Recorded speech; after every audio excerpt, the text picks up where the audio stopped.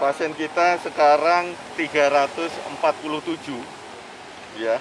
Tapi yang inden adalah sudah 170. Siang ini kita akan memulangkan pasien sebanyak 72 kasus. 72 pasien.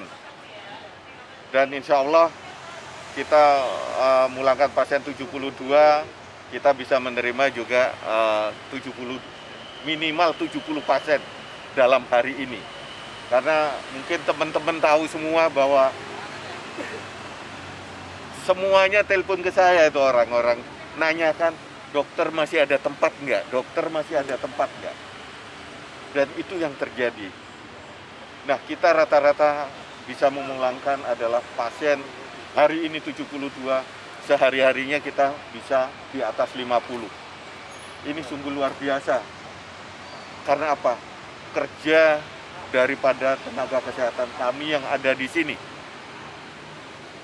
Yang ada di sini, yang kita hanya bisa mendorong semangat mereka untuk bekerja yang terbaik, memberikan pelayanan di era pandemi ini.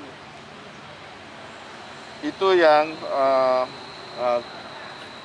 terjadi.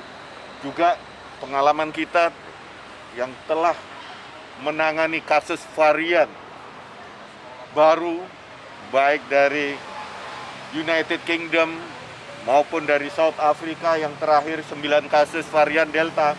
Sebenarnya juga kasus yang kemarin itu hampir sampai saat ini kita curiga ke arah varian Delta. Karena apa? Gejalanya hampir sama. 2-3 hari selorot mutun, kondisinya turun jelek. Kita lihat PCR-nya akhirnya apa? Ternyata di bawah 10. Itu yang terjadi. Nanti di hari ke-6, 7 membaik sampai hari ke-10 turun lagi. Itu yang terjadi sampai kita harus merujuk pasien itu cukup banyak. Kita sudah merujuk 309 pasien. Kondisi yang sangat berat. Kita pun kadang nggak bisa merujuk, kita nangani pasien-pasien sehari 28 kasus yang berat.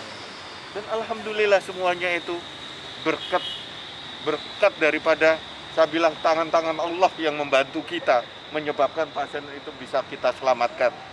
Bisa kita tangani dengan baik, biarpun pasien namanya desaturasi, saturasi oksigen sudah di bawah 80, masih bisa tertolong dengan baik. Ini sungguh luar biasa. Karena apa? Saya bangga dengan anak buah saya. Setiap saya morning report saya sampaikan, saya bangga dengan kalian, karena kerja kalian yang sungguh luar biasa. Karena apa? Dia mampu menangani kasus-kasus yang berat. Bayangkan, monitoring yang sangat ketat, ini kuncinya. Kalian bisa tanya, angka kematian di kota Surabaya berapa sehari? Kalian bisa lihat, saya nggak bisa ngomong. Tapi kalian lihat sendiri, dengan varian Delta sekarang ada. Kita tidak bisa ngomong varian Delta, Klaster Madura atau enggak, sekarang banyak. Saya PCR, pasien-pasien PCR yang di bawah ini, rata-rata di bawah 25, semua hampir. Lah, alhamdulillah semuanya bisa kita tangani dengan baik. Dengan inden yang seperti sekarang ini, kita merawat dengan jumlahnya yang banyak, kita usahakan bagaimana pasien secepatnya bisa pulih, secepatnya bisa memenuhi standar untuk dipulangkan. Baik klinisnya kita lihat, baik laboratoriumnya kita lihat, dan itu yang menentukan pasien ini pulang atau tidak. Dok, artinya mau penegasan aja dok, berarti yang dirawat di Surabaya ini kebanyakan Delta atau biasa lokal dok? Kita nggak bisa ngomong Delta lokal atau Delta anu, semuanya klinisnya hampir sama. Beda dengan waktu pengalaman saya sebelum varian Delta masuk.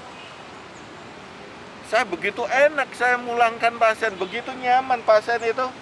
10 hari nggak ada keluhan apa-apa. Di sini sekarang, hari kedua di sini pasien datang nggak apa-apa, seger buger, tiba-tiba selorot, kondisinya memburuk. Kalau tidak ada monitoring yang bagus, lewat pasien-pasien. Berarti langkah gimana dok? Yang paling utama bisa dilakukan? Langkah yang kita adalah tangani. Tapi kunci semuanya adalah di hulu.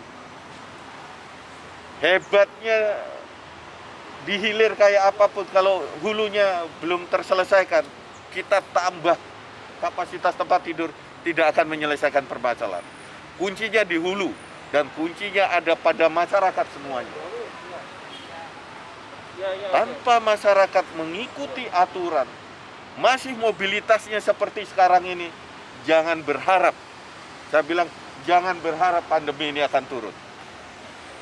Semua adalah kerja semuanya. Kita hanya mengerjakan bagaimana menangani pasiennya, teknis medisnya, dan juga teman-teman relawan kita.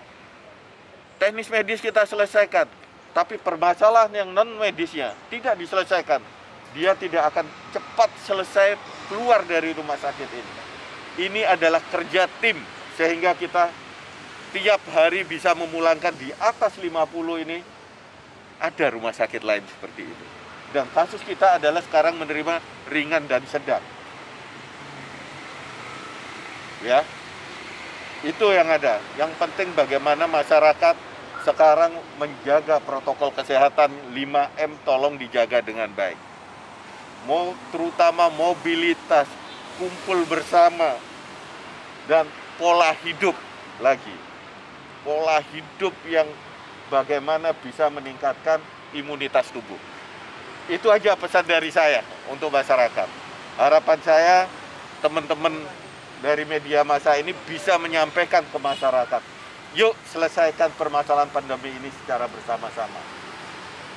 Tugas ini adalah bukan tugas saya, tetapi tugas kita semuanya. Tanggung jawab kita semuanya untuk menyelesaikan. Baik pemerintah, masyarakat, maupun kita tenaga medis yang ada di garda terdepan sekarang ini. Kalau teman-teman masyarakat, pemerintah tidak menyelesaikan hulunya, kita juga jadal duel pasti. Tenaga kesehatan kita juga manusia, beban kerjanya makin meningkat, payah mereka terpapar. Bagaimana pelayanan kesehatannya? Makanya ini adalah tanggung jawab kita semuanya. Makanya harapan saya kepada teman-teman masyarakat, bagaimana kalau hanya OTG, kalian bisa isolasi mandiri. Kalian bisa menghubungi call center yang ada di rumah sakit ini untuk konsultasi. Apa sih yang harus diperhatikan pada isolasi mandiri itu? Gitu. Dan apa-apa yang dikerjakan pada pasien-pasien dengan isolasi mandiri. Kita ada di call center, silakan hubungi call center yang ada di Rumah Sakit Lapangan Kogab Wilhan. Sehingga semuanya bisa melaksanakan. Nggak harus semuanya panik ke rumah sakit gitu loh, ya.